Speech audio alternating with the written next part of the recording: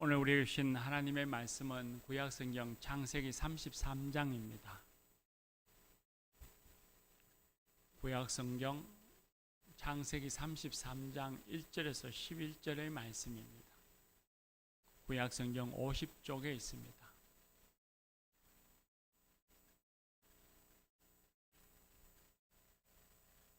이것은 하나님의 말씀입니다. 이제 하나님의 말씀을 경청하겠습니다. 야곱이 눈을 들어보니 에서가 400명의 장정을 거느리고 오고 있는지라 그의 자식들을 나누어 레아와 라헬과 두 여종에게 맡기고 여종들과 그들의 자식들은 앞에 두고 레아와 그의 자식들은 다음에 두고 라헬과 요셉은 뒤에 두고 자기는 그들 앞에서 나아가되 몸을 7번 땅에 굽히며 그의 형 에서에게 가까이 가니 에서가 달려와서 그를 맞이하여 안고 목을 어금맞추어 그와 입맞추고 서로 우니라. 에서가 눈을 들어 여인들과 자식들을 보고 묻되 너와 함께한 이들은 누구냐? 야곱이 이르되 하나님이 주의 종에게 은혜로 주신 자식들이니이다. 그때 여종들이 그의 자식들과 더불어 나와 절하고 레아도 그의 자식들과 더불어 나와 절하고 그 후에 요셉이 라헬과 더불어 나와 절하니 에서가 또 이르되 내가 만난 바 이 모든 때는 무슨 까닭이냐? 야곱이 이르되 내 주께 은혜를 입으려 함이니이다. 에서가 이르되 내 동생아 내게 있는 것이 족하니 내 소유는 내게 두라. 야곱이 이르되 그렇지 아니하니이다. 내가 형님의 눈앞에서 은혜를 입어 싸우면 청하건대 내 손에서 이 애물을 받으소서. 내가 형님의 얼굴을 배운 적 하나님의 얼굴을 본 것 같사오며 형님도 나를 기뻐하심이니이다. 하나님이 내게 은혜를 베푸셨고 내 소유도 족하오니 청하건대 내가 형님께 드리는 애물을 받으소서 하고 그에게 강권하며 받으니라. 아멘. 이 말씀으로 하나님이 우리에게 은혜 주실 줄 믿습니다. 할렐루야.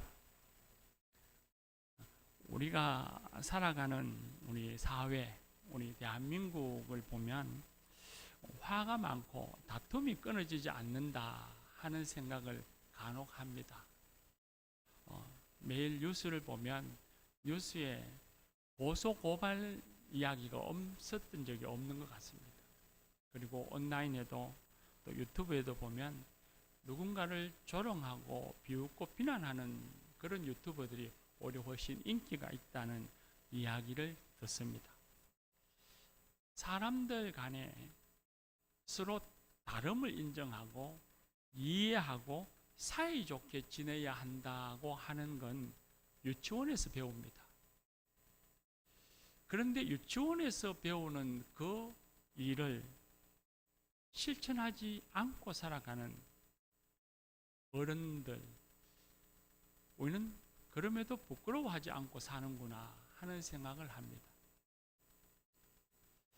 시편 34편 14절에 보면 악을 버리고 선을 행하며 화평을 찾아 따를지니라 하셨습니다.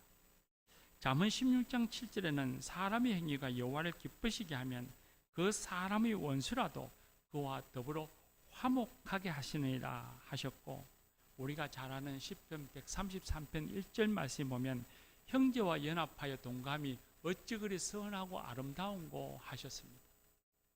하나님께서는 우리 사람들이 서로가 화평하게 지내기를 원하시고, 그리고 화평을 이루어 가시고, 또 그런 주님의 뜻을 따라서 화평을 행하는 사람이 바로 복 있는 사람이요 선을 행하는 것이라고 말씀해 주고 있습니다.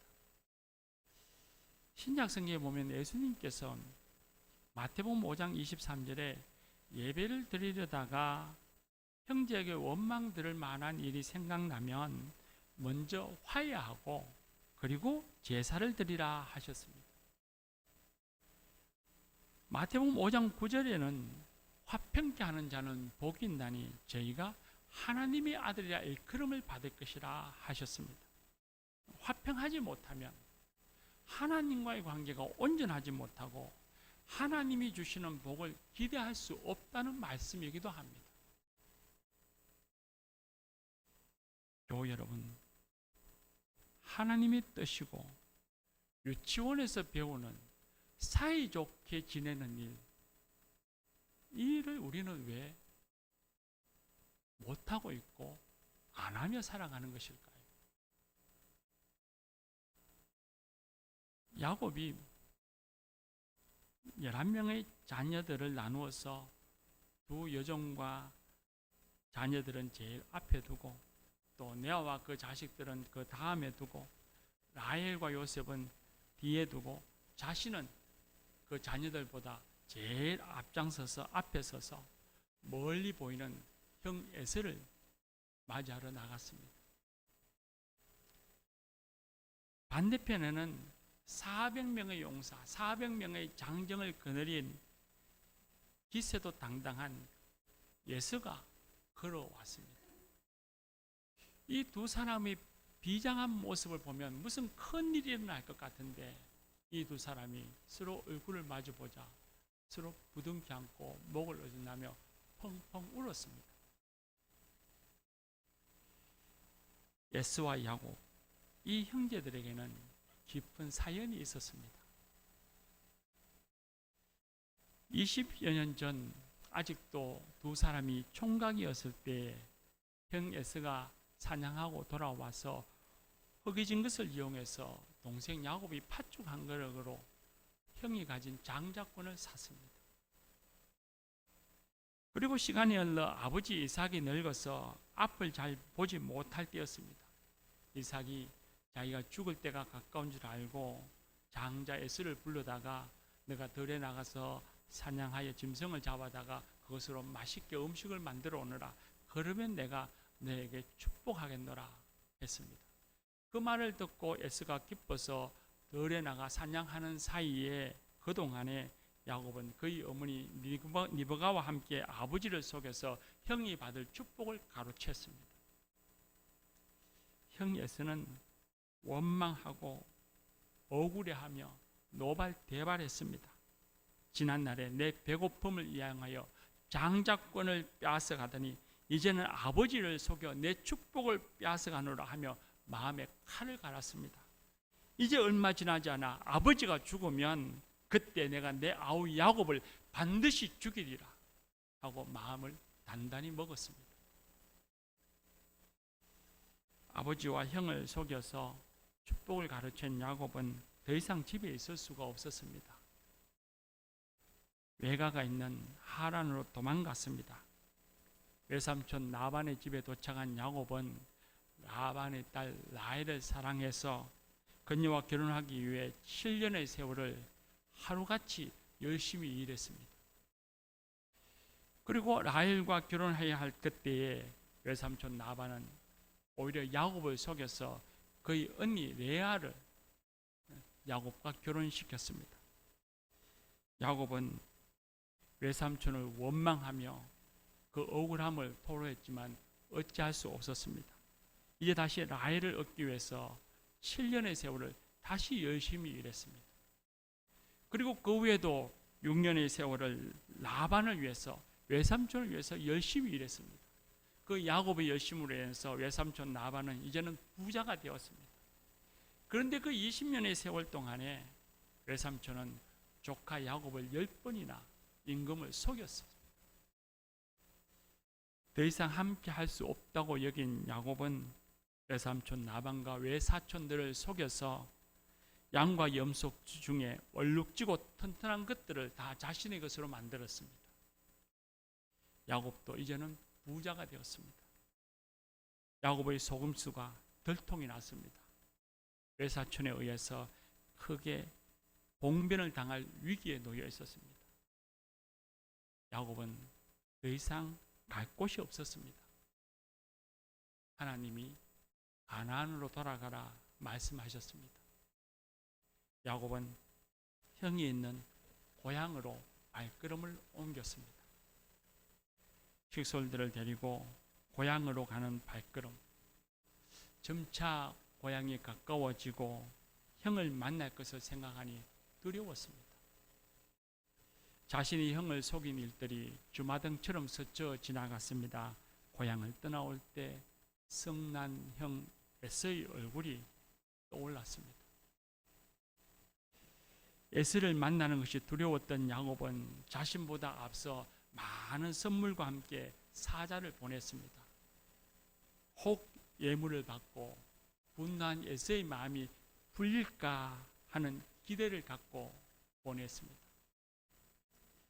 사신이 돌아와 말합니다. 에스가 당신이 온다는 소식을 듣고 400명의 용사를 데리고 마중 나오고 있습니다. 두려움이 더 커졌습니다. 야복강을 건너지 않고 멈추어 있을 수만은 없었습니다. 무리를 나누었습니다. 한 때, 두 때, 세 때로 나누었고 자신은 제일 뒤에 섰습니다. 혹시 형 에서가 공격하면 자신은 도망가기 위해서였습니다. 모든 식솔이 다 떠났습니다. 야복강을 건넜지만 야곱은 두려움이 발걸음을 붙잡았습니다. 야복강을 건너지 못하고 강가에 머물러 있었습니다. 강가에 있는 야곱에게 어떤 사람이 찾아왔습니다. 야곱을 찾아온 하나님이었습니다. 야곱은 하나님과 밤새 씨름을 했습니다. 밤새도록 기도했습니다. 나는 아버지로부터 사랑받고 싶었을 뿐입니다. 나는 그저 열심히 살았을 뿐입니다. 열심히 살고 잘 살려고 하다 보니 거짓말하게 되었습니다. 그렇다고 누가 죽기를 했습니까? 망하기를 했습니까? 내가 무슨 그리 큰 죄를 지었습니까? 그런데 왜 형은 나를 죽이려 합니까? 하나님이 나를 이곳으로 보내셨고 나를 안전하게 고향으로 돌아오게 하겠다고 약속하시지 않았습니까? 나를 도와주소서. 내가 무엇을 하면 좋겠습니까? 야곱은 밤새 하나님께 매달리며 자신을 변호하기도 하고 도와달라고 간구하기도 했습니다. 하나님과 씨름하는 중에 그는 비로소 자신의 모습을 알게 되었습니다. 자신을 찾아와서 밤새 씨름하시는 하나님, 욕심으로 가득 찬 그의 삶을 용서하시고 지켜주시고 인도해 주신 하나님, 자신에게 한 약속을 이루어 주신 하나님, 그 하나님의 한결같은 그 사랑 앞에 서서 보니 자신의 모습이 적나라하게 다 드러났습니다. 자신이 얼마나 욕망으로 가득 찬 사람이었는지,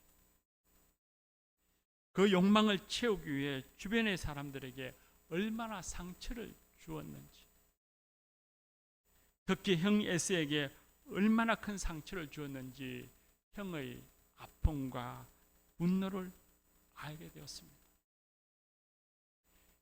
형에게 미움과 분노를 가지도록 한 죄가 얼마나 큰 죄인지를 깨달아 알았습니다. 야곱은 자신을 보호하려고 마련해 두었던 모든 계획들을 다 접고 자신이 가장 먼저 앞장서서 형 에스를 맞이했습니다. 몸을 7번 땅에 굽히며 절을 하고 형 에스에게 다가갔습니다. 단지 그건 형에 대한 애우거나 혹은 형에게 잘 보이기 위한 것이 아니었습니다.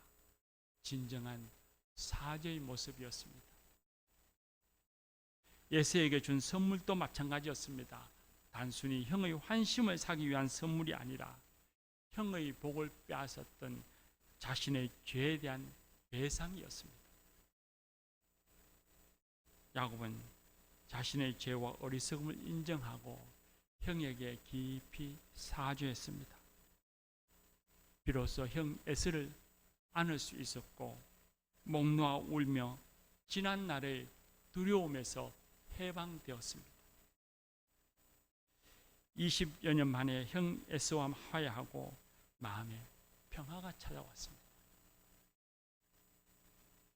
자신을 인정하고 나니 마음에 평화가 찾아오고 마음에 평화가 오니 형의 얼굴이 무서운 사탄의 얼굴이 아니라 하나님의 얼굴 같았습니다. 형님의 얼굴을 보니 하나님의 얼굴을 본 것 같습니다. 동생 야곱의 변화도 놀라운 것이지만 형 에서의 모습은 더욱 우리를 놀라게 합니다. 에서는 한동안 동생 야곱을 잊지를 못했습니다. 헷 족속의 딸들과 결혼했는데 혹 그 일로 인해 어머니가 나를 좋아하시지 않은 것은 아닐까? 그 일로 인해서 나보다 야곱을 더 사랑하신 것은 아닐까 하는 마음에 할아버지 아브라함의 혈통의 딸들과 또 결혼했습니다. 그리고 동생에게 뒤지기 싫어서 열심히 살았습니다. 하나님이 복을 주셔서 부자가 되었습니다. 많은 사람을 그러니 부족을 이루었습니다. 그러나 가끔 야곱과 그때의 일이 생각이 나면 마음에 울분이 치솟았습니다. 동생에게 당한 일을 생각하면 억울함이 사라지지 않았고 어머니 리브가에 대한 서러움이 사라지지 않았습니다. 그렇게 20여 년의 세월이 흘렀습니다. 그런데 어느 날 동생에게서 전갈이 왔습니다. 많은 양과 염소, 짐승과 예물을 데리고 온 사신이 동생 야곱이 하란을 떠나 당신을 만나려고 이곳 가나안 땅으로 오고 있습니다.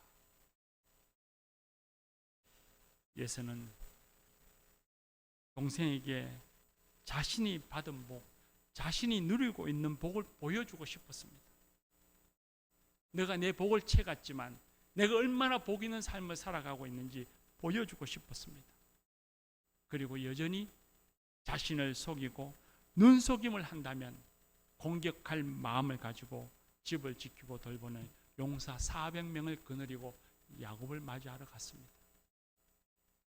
400명의 용사들은 내가 이만큼 성공했다는 예서의 자존심이 증거이기도 했지만 언제든지 야곱을 죽일 수 있다 하는 분노의 칼날이었습니다. 마침내 저 멀리서 야곱이 걸어왔습니다. 여전히 당당하고 얄미운 사기꾼 야곱을 상상했었는데 걸어오는 동생의 모습은 자신의 상상과는 달랐습니다. 걸어오는 야곱은 하나님께 맞아 다리를 쩔뚝거렸습니다. 수척하고 초라한 모습으로 자신 앞에 와서 7번이나 땅에 엎드려 절을 하는 야곱. 자신의 잘못을 솔직히 사죄하는 동생의 모습에 눈물이 왈칵 쏟아졌습니다. 늙어버린 동생의 얼굴을 보는 순간 에서의 가슴 속에 굳어있던 20년 동안 간직했던 세월의 그 미움과 분노가 눈덩이 녹듯이 사 녹아내렸습니다. 달려가서 동생을 왈칵 끄안고 입을 맞추며 펑펑 울었습니다. 동생이 반가워서도 울었지만 20년 동안 그 긴 세월 동안 미움과 분노를 간직하며 살았던 세월이 얼마나 어리석었는지 깨달았기 때문이었습니다. 에서의 마음이 어떻게 이렇게 변했을까요? 갑자기 에서의 인격이 훌륭해졌기 때문일까요? 하나님이 에서의 마음을 만져주셨기 때문입니다. 형제가 화평하기를 원하셨던 하나님이 제가 잘못했습니다. 형의 용서를 받고 싶습니다. 형의 분노에서 구해주소서라는 야곱의 기도를 하나님이 들으셔서 에서의 마음을 만져주셨기 때문입니다. 400명을 거느리고 오면서 내가 어찌하면 좋을까? 저 동생에게 이제까지 가졌던 분노를 풀어야만 하나? 아니면 외면해야 하나? 내가 무슨 말부터 해야 할까? 온갖 생각으로 요동치는 그 에서의 마음을 하나님이 온화하게 해 주셨기 때문입니다. 야곱에게 뽐내고 싶었던 마음도 더 가지고 싶은 욕심도 사라졌습니다. 동생아, 내게 있는 것이 족하니 내 소유는 내게 두어라. 동생을 바라보는 에서의 얼굴이 하나님 얼굴처럼 온화하고 자유로웠습니다. 야곱이 감동을 받았고 동생에게 그토록 바라던 존경을 받았습니다. 야곱과 에서는 화해했습니다. 이 형제들에게 20년 전에 일은 과거 젊은 날의 한낱 꿈결같이 여겨졌습니다. 하나님이 주시는 화평을 이 형제들은 기뻐하며 누렸습니다. 교우 여러분, 살다 보면 사람들 관계에 서로 어긋날 때가 있죠. 어느 때는 야곱처럼 용서를 구해야 할 때가 있는가 하면 어느 때는 에서처럼 용서해 주어야 할 때도 있을 것입니다. 그럴 때에 어떤 마음으로 어떻게 행동하십니까? 우리를 위하여 독생자 예수님을 십자가에 내어주기까지 하셨던 하나님 앞에 자신을 세워본 적이 있습니까? 하나님의 그 한결같은 한량없는 그 사랑 앞에 서 보았습니까? 하나님께 우리의 마음, 나의 마음, 그의 마음을 만져달라고 기도해 본 적이 있습니까? 6월의 추천 도서였던 폴 트리니에의 이해하기 위하여의 책의 그 첫 단원의 제목이 이해하기 위해서는 이해하고 싶은 마음이 있어야 한다는 것입니다. 이걸 좀 우리가 확장시켜 보면 화평하기 위해서는 화평의 마음이 먼저 있어야 합니다. 화해하기 위해서는 화해하고 싶은 마음이 먼저 있어야만 합니다. 과연 우리는 하나님의 말씀 따라서 화평의 사람이 되고자 하는 마음이 있습니까? 가족들, 교우들, 주변의 이웃들을 존중하고 평화를 이루며 평화를 누리며 살아가고 싶은 마음이 있습니까? 이 나이에 내가 누구의 비율을 맞추며 살까? 실수하고 잘못할 수 있지, 안 보면 되지 하는 완악한 마음을 가지고 살거나 내게 잘못한 저 사람을 내가 평생 동안 용서하지 않을 거야 하는 어리석은 마음을 갖고 살고 있지는 않습니까? 사랑하는 교우 여러분, 저와 여러분은 하나님의 사랑 안에 살고 있는 하나님의 사람들입니다. 그런 성도된 우리는 하나님의 말씀에 따라서 화평의 길을 걸어가야만 합니다. 그 길이 용기가 필요하고 인내가 필요하고 어렵고 힘든 길일 수 있지만 그래도 그 길을 걸어가야 합니다. 그때에 주님의 은혜를 간구할 수 있고 그때에 주님의 용서를 받을 수 있고 주님이 주시는 복을 누릴 수 있습니다. 그 사람이 복 있는 사람입니다.